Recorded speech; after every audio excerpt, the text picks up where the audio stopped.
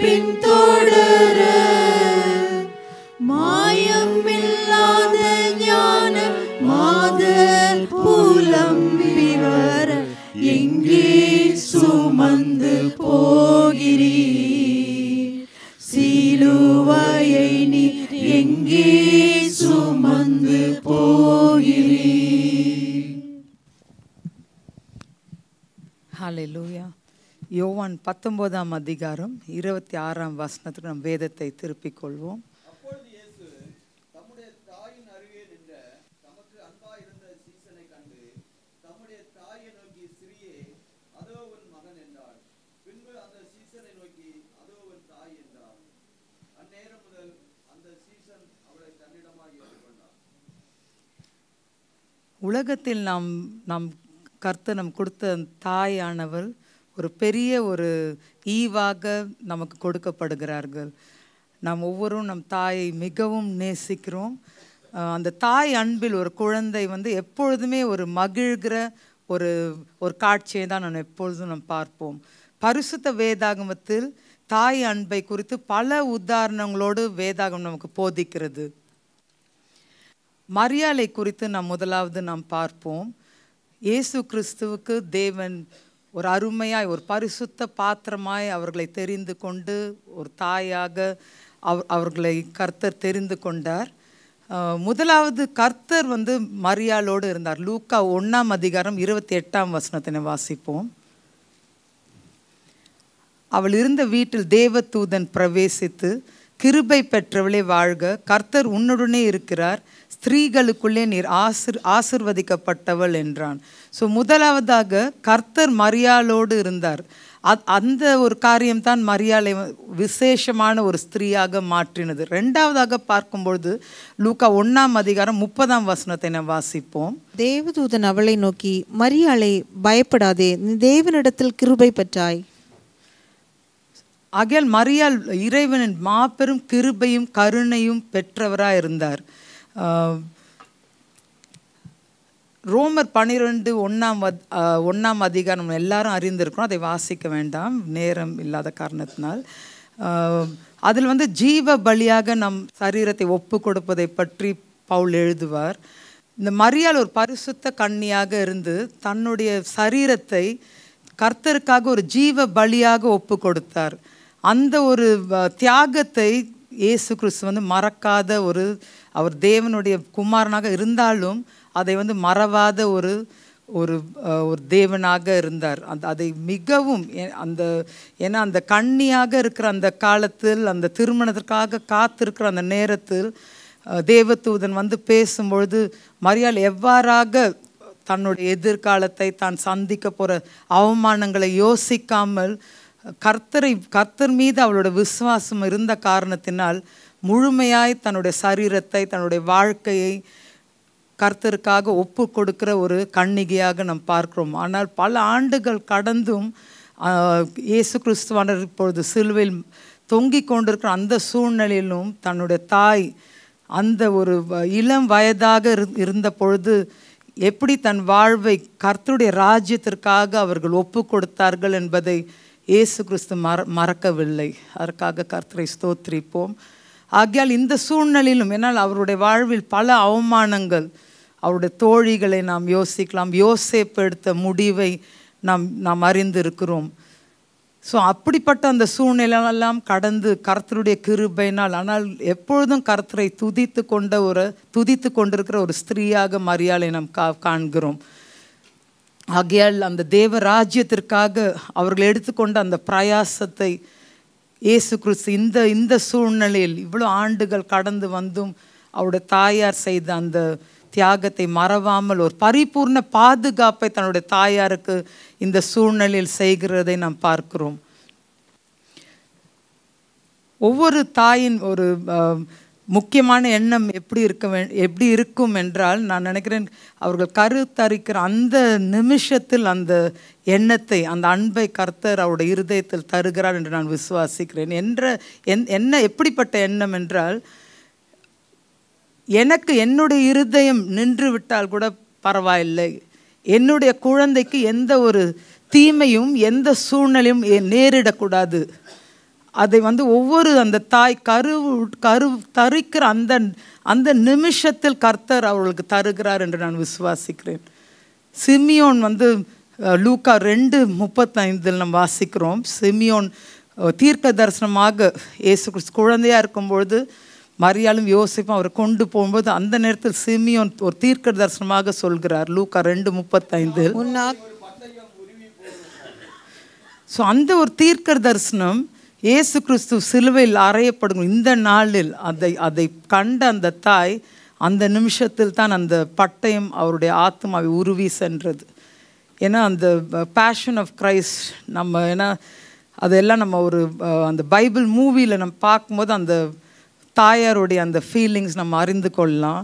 அவங்க அப்படியே அந்த ரத்தம் அப்படியே நிறைந்திருக்கிற அந்த பாதங்கள் அந்த சிலுவையில் அண்டை அவர்கள் சென்று அந்த இயேசுவின் பாதங்களை பிடித்து கொண்டு அவர்கள் சொல்வார்கள், மகனே நான் உன்னோடு நான் இறந்துட்டா நல்லா இருக்கும். அதுதான் அவங்க ஒரே ஒரு வார்த்தை. ஏன்னா அதுக்கு பிறகு அவங்களுக்கு ஒரு வாழ்க்கை வந்து அவங்க யோசிக்கவே இல்லை. அதுதான் அந்த தாயுடைய ஒரு உள்ளம்.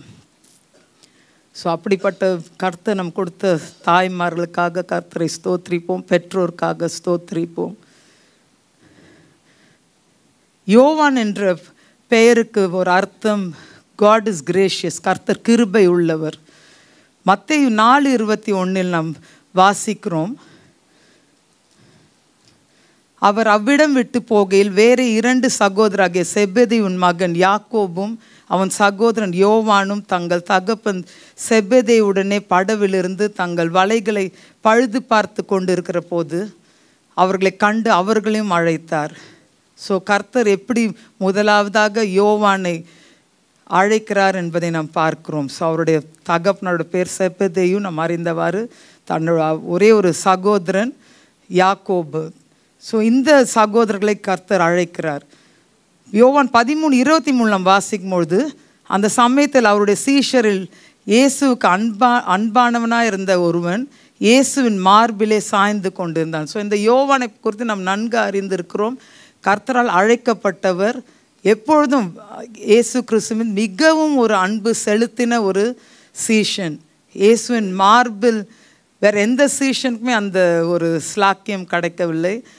ஏன்னா நம்ம ஒவ்வொருவரும் நம் குருவாக நினைக்கிற ஒரு மென்டராக நினைக்கிறவர்கள், அது அப்படிப்பட்டவர்களோடு கூட நம்ம ஒவ்வொருவரும் ஒரு ஒரு விதமான ஒரு உறவை, ஒரு kind of relationship of friendship நம்ம மெயின்டைன் பண்ணுவோம்.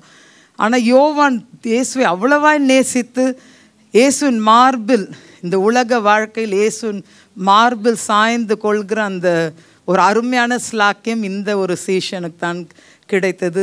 அதற்காக நாம் கர்த்தரை ஸ்தோத்திரிப்போம். யோவானை வந்து கர்த்தர் வந்து ஒரு அப்போஸ்தலராக அழைக்கிறார். மத்தேயு 10:2 நாம் வாசிக்கிறோம். அந்த 12 அப்போஸ்தலருடைய நாமங்களாவன, முந்தினவன் பேதுரு எனப்பட்ட சீமோன், அவன் சகோதரன் அந்திரேயா, செபெதேயுவின் குமாரன் யாக்கோபு, அவன் சகோதரன் யோவான். ஸோ ஒரு அப்போஸ்தலர் என்று சொல்லும்பொழுது அவர்கள் சென்று பல இடங்களில் சபைகளை ஸ்தாபிக்கிறவர்கள். ஸோ அப்படிப்பட்ட ஒரு மேன்மையான ஒரு ஊழியத்திற்கு யோவானை கர்த்தர் அழைத்தார். இயேசுவின் அன்பின் சீஷன், பிலவட் டிசைப்பிள் சொல்லி நம்ம யோவானை தான் வேதாகம் குறிப்பிடுகிறது. ஏன்னால் இயேசுவும் யோவானை மிகவும் நேசித்தார்.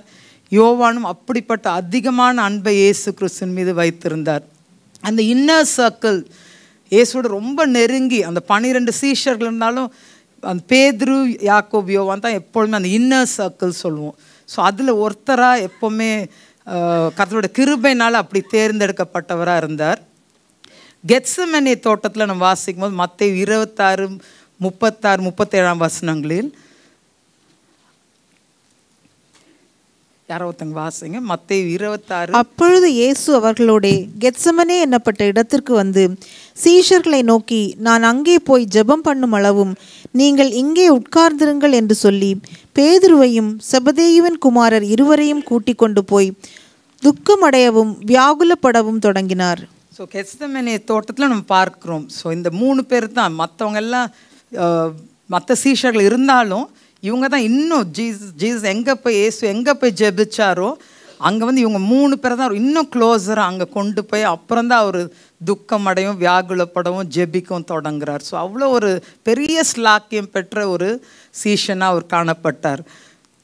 மத்தேயு 26:31 நாம் வாசிக்கிறோம். அப்பொழுது இயேசு அவர்களை நோக்கி, மெய்ப்பனை வெட்டுவேன், மந்தையின் ஆடுகள் சிதறடிக்கப்படும் என்று எழுதியிருக்கிறபடி இந்த ராத்திரியில் நீங்கள் எல்லாரும் என் நிமித்தம் இடரல் அடைவீர்கள் என்று சொல்கிறார். ஸோ இந்த வசனம் வந்து எங்கே பார்க்குறோன்னா சகரியா 13:7 நம்ம வாசிக்கிறோம். ஆனால் அந்த மாதிரி இயேசு கிறிஸ்து அந்த கைதி பண்ண அந்த நேரத்தில் கூட மற்ற சீஷர்கள் எல்லாம் சிதறடிக்கப்பட்ட அந்த சூழ்நிலையிலும் யோவான் தொடர்ந்து எந்த பயமும் இல்லை. ஏன்னா அவருடைய வாழ்க்கைக்கு ஒரு எந்த நேரத்திலும் யார் வேணால் எப்படி இயேசுவை கைதி பண்ணாங்களோ அதே போல் இவருடைய வாழ்க்கைக்கும் ஒரு பெரிய ஒரு ரிஸ்க். ஆனால் அதெல்லாம் யோசிக்காமல் அவர் இயேசு கிறிஸ்துவின் மீது வைத்த அந்த தூய்மையான அந்த அன்பு நிமித்தமாக தொடர்ந்து அவரை அந்த அரெஸ்ட் பண்ண பிறகும் அவர் வந்து தொடர்ந்து இயேசு கிறிஸ்துவை பின் தொடர்தை நம்ம பார்க்கிறோம். யோவான் 18:15 நம்ம வாசிக்கிறோம். சீமோன் பேதுருவும் வேறொரு சீஷனும் இயேசுவுக்கு பின் சென்றார்கள். அந்த சீஷன் பிரதான ஆசாரியனுக்கு அறிமுகமானவனாக இருந்ததினால் இயேசுடனே கூட பிரதான ஆசாரியனுடைய அரண்மனைக்குள் பிரவேசித்தான் என்று நம்ம பார்க்குறோம். ஸோ அந்த ஒரு ஃபஸ்ட்டு ட்ரையல் பிஃபோர் ஆனஸ். ஸோ அண்ணா முன்பாக அவர் வந்து காயப்பாவுடைய மாமாவாக இருந்தார். ஸோ அந்த அண்ணா முன்னாடி அந்த முதல் ஜூவிஷ் அந்த இன்வெஸ்டிகேஷனில் கூட பார்க்கும்பொழுது, ஏன்னா இவருக்கு அந்த அவங்க அறிமுகமான மக்களாக இருந்ததுனால அங்கேயும் ஒரு பயம் இல்லாமல் அந்த ட்ரையல் ஆரம்பிச்சிடுது. பட் இருந்தால் கூட யோவான் வந்து அந்த இடத்துலையும் அவர் குடியேறி இருக்கிறார். இயேசுவை விட்டு அவர் விலகி போகாமல் அந்த இடத்துலையும் அவர் இருக்கிறார். ஸோ அப்படிப்பட்ட ஒரு நம்பிக்கையான ஒரு சீஷனிடம் தான் கர்த்தர் வந்து தன்னுடைய தாயாரை ஒப்படைக்கிறார். உயிர் தெழுந்த பிறகு நம்ம பார்க்கும்போது யோவான் 20:1-5 நீங்கள் வீட்டில் சென்று நிதானமாக வாசிக்கலாம். ஆனால் யோவான் 20:20 அதிகாரம் 3ஆம் வசனத்தில் நாம் பார்க்கும் பொழுது, அப்பொழுது பேதுருவும் மற்ற சீஷனும் கல்லறையினிடத்திற்கு போகும்படி புறப்பட்டு இருவரும் ஒருமித்து ஓடினார்கள். ஸோ உயிர் தெழுந்த பிறகும் மகனின மரியாள் வந்து சொல்லும் பொழுது ஸோ உடனே அந்த கல்லறைக்கு ஓடி யோவானும் பேதுருவும் தான் ஓடி செல்கிற அந்த ஒரு காட்சி நம்ம பார்க்குறோம். ஸோ எப்பொழுதுமே இயேசுக்காக எப்பொழுதுமே ரெடியாக அவர் மீது அவ்வளோ ஒரு அன்பு இருந்ததுனால அந்த உயிர் தெழுந்த பிறகும் பயந்து எங்கேயும் மறைஞ்சிருக்காம உடனே அந்த கல்லறைக்கு வந்து, ஏன்னா அங்கே சோல்ஜர்ஸ் இருந்தாங்க, என்ன வேணால் ஆகலாம், பட் அந்த அன்பு நிமித்தமாய் ஓடி செல்கிற அந்த யோவானை நாம் பார்க்கிறோம். ஸோ இந்த ஒரு ஃபிலியல் ஆனர் அப்படின்னு சொல்லுவோம். ஏன்னா பெற்றோரை நம்மளோட கிராண்ட் பேரண்ட்ஸ் எல்லாருமே அவங்கள எப்படி நம்ம கனப்படுத்துகிறோம், அதுதான் ஃபிலியல் ஆனர் அப்படின்வோம். ஸோ நம்ம தெரிஞ்ச வசனம் யாத்ராகமம் 20:12, உன் தேவனாகிய கர்த்தர் உனக்கு கொடுக்கிற தேசத்தில் உன் நாட்கள் நீடித்திருப்பதற்கு உன் தகப்பனையும் உன் தாயும் கனப்பண்பாயாக. அந்த வசனம் எல்லாருமே நம்ம அறிஞ்சிருக்கோம். அது வந்து ஒரு கட்டளை. இது வந்து உனக்கு முடிஞ்சால் நீ கவனிக்கலாம், முடிஞ்சால் நீ கனம் பண்ணலாம், உனக்கு விருப்பம் இருந்தால் பண்ணலாம் அப்படின்றதே இல்லை.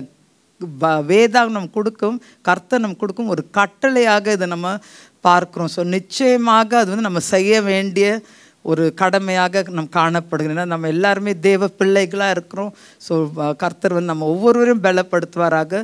லேவியராகும் 19:3 அதை வாசிக்க வேணாம். ஆனால் அது ஆங்கில வேதாகமத்தில் நம்ம பார்க்கும்போது NIV-ல each of you must respect is mother and father and you must observe my sabbaths. I am the Lord your God அப்படின்னு சொல்கிறார். each of you must respect his father and mother அப்படின்னு நம்ம பார்க்குறோம்.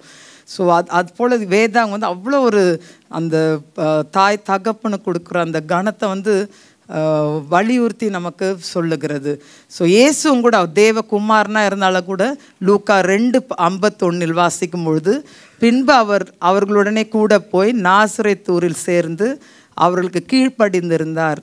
அவருடைய தாயார் இந்த சங்கதிகளை எல்லாம் தன் இருதயத்தில் வைத்து கொண்டாள்.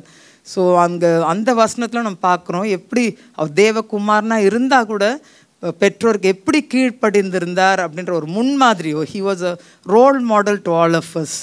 ஸோ அதே போல் நம்மளோட பெற்றோர் கூட பல வாஞ்சைகள் விருப்பங்கள் இருக்குது. நிச்சயமாக நம்ம வந்து அதை வந்து நம்ம ரெஸ்பெக்ட் பண்ணி அதை வந்து நம்மளால் எப்படி அதை நிறைவேற்ற முடியும்னு சொல்லி நம்ம தேவ பிள்ளைகளாக நிச்சயமாக அதை வந்து நம்ம கன்சிடர் பண்ணணும் நிச்சயமாக. ஸோ யோவானுடைய அந்த ஒரு கீழ்ப்படிதல் அதையும் நம்ம பார்க்கலாம். யோவான் 19:27 நம்ம வாசித்தது போல், பின்பு அந்த சீஷனை நோக்கி அதோ உன் தாய் என்றார். அந்நேரம் முதல் அந்த சீஷன் அவளை தன்னிடமாய் ஏற்றுக்கொண்டான். ஸோ ஆனால் NIV இங்கிலீஷில் பார்க்கும்போது, and to the disciple, here is your mother. From that time on, this disciple took her into his home. So இயேசு கிறிஸ்துக்கு கீழ்ப்படிந்து அந்த நிமிஷமே யோவான் வந்து மரியாளை தன்னுடைய வீட்டுக்குள் தன்னுடைய வாழ்க்கைக்குள் ஒரு தாயாக ஏற்றுக்கொள்கிற அந்த ஒரு கீழ்ப்படிதல் உள்ள ஒரு சீஷனாக அவர் காணப்படுகிறார். ஸோ அவருடைய வாழ்க்கைக்காக நம்ம ஸ்தோத்திரிப்போம். அதே போல் இந்த இந்த வார்த்தைகளை இயேசு கிறிஸ்து சில நாட்களுக்கு முன்பாக கூட சொல்லியிருக்கலாம். அதை தியானிக்கும்போது நான் யோசிச்சுட்டே இருந்தேன். ஆனால் ஏன் அந்த சிலுவை அந்த ஏன்னா அந்த அந்த முழு அந்த பிரயாணமும் அந்த சிலுவையில் அதை சுமந்து கொண்டு அங்கே எவ்வளோ பாடுகளை அவர் அனுபவிக்கிறார். ஸோ அந்த சிலுவை அறையப்பட்ட அந்த அவ்வளோ வலி வேதனையான அந்த சூழ்நிலையில் ஏன் சொல்கிறார் என்றால், அது நிச்சயமாக அந்த தாய் தகப்பனுக்கு நம்ம செய்ய வேண்டிய அந்த கனம் வந்து மிக மிக முக்கியம். ஏன்னா அந்த ஒரு மனிதன் இறப்பதற்கு முன்பாக என்னென்ன வார்த்தைகள் சொல்கிறார்களோ அது வந்து மிக முக்கியமான வார்த்தைகளை தான் அந்த நேரத்தில் அவங்க சொல்லுவாங்க. ஸோ ஏன் யோவானுக்கு ஒரு கொஞ்ச நாட்கள் முன்பாகவே ஒப்படைச்சிருக்கலாம். ஆனால் அப்படி ஒப்படைக்காமல் அது ரொம்ப முக்கியம் அப்படின்றதுக்காக தான் அவர் மரணத்திற்கு முன்பாக அதை வலியுறுத்தி சொல்கிறதை நாம் பார்க்குறோம். ஸோ அது நம்மளுடைய வாழ்க்கைக்கும் அது எவ்வளோ முக்கியம் என்பதை அதன் மூலமாக நாம் புரிந்து கொள்ளலாம். ஸோ நிறைய டைம் நம்ம இவ்வளோ தூர தேசத்தில் இருக்கிறோம். ஸோ சில நேரங்களில் வந்து காட் வந்து அவரான் சில தருணங்களை தரார். நம்மளோட பெற்றோரை போய் பார்க்க, அவர்களுக்கு கேர் கொடுக்க, அவங்களுக்கு வேண்டிய காரியங்களை செய்ய, இங்கேருந்து நாம் சில பண உதவிகள் அதெல்லாம் சில நேரத்துக்கு அனுப்ப கர்த்தர் ஒவ்வொருவருக்கும் கிருபை செய்கிறார். ஒவ்வொரு ஃபேமிலிஸ், சிலர் பேச்சுலர் பிரதர்ஸ் தன்னுடைய தாய் வியாதியாக இருக்கும்போது நிறைய டைம் நான் சில பிரதர்ஸ் மீட் பண்ணுவோம். ஸோ தன்னோட தாயை போய் கேர் எடுக்கிறதுக்காகவே, கவனிக்கிறதுக்காகவே அவங்க வேலையை கூட ரிசைன் பண்ணி செல்கிற அப்படிப்பட்ட மகன்மார்களுக்காக கர்த்தரை ஸ்தோத்திரிக்கிறோம். ஸோ அந்த ஆப்பர்ச்சுனிட்டிஸ் காட் சில நேரங்கள் அவங்க ரொம்ப கிரிட்டிக்கலி சிக்காக இருக்கும்போது சில நேரங்களில் அந்த தருணங்களை நமக்கு தருகிறார். ஸோ அப்படிப்பட்ட நாட்களை நம்ம பிரயோஜனப்படுத்தி கொள்கிற தேவ பிள்ளைகளாக இருக்க கர்த்தர் விரும்புகிறார். அதே போல் அந்த அவங்களுக்கு தர அந்த மெடிக்கல் ஹெல்ப்பும் ஃபைனான்ஷியல் ஹெல்ப்பும் ரொம்ப ரொம்ப முக்கியம். அது வந்து கர்த்தர் எதிர்பார்க்குற ஒரு காரியம். ஏசாயா 49:15 சொல்கிறது, ஸ்திரீயானவள் தன் கற்பத்தின் பிள்ளைக்கு இறங்காமல் தன் பாலகனை மறப்பாளோ, அவர்கள் மறந்தாலும் நான் உன்னை மறப்பதில்லை என்று கர்த்தர் நமக்கு வாக்குத்தத்தமாய் தருகிறார். ஸோ ஒரு தாய் வந்து எப்பொழுதுமே தன்னுடைய தன்னுடைய பிள்ளை மகனோ மகளோ அவர்கள் வந்து ஒரு நாளும் அவங்க எழுந்திருக்கும் போதே பிள்ளைகளுடைய எண்ணத்தோடு தான் தாய்மார்கள் எழுந்திருப்பாங்க. ஸோ ஆனால் அப்படி மறந்தால் கூட நான் உன்னை மறப்பதில்லை என்று கர்த்தர் ஒரு தாய் அன்புக்கு மேலாக நம்ம நேசிக்கிற ஒரு தகப்பன் நமக்கு வாக்குத்தத்தம் செய்கிறார். ஸோ அந்த மறவாத அந்த ஆத்ம நேசரை நாம் பற்றி கொள்வோம். நம்முடைய கடமைகளை ஜெபத்துடன் செய்ய கர்த்தர் நம்மை பலப்படுத்துவாராக, நம்ம கிருபை செய்வாராக. ஆமென்.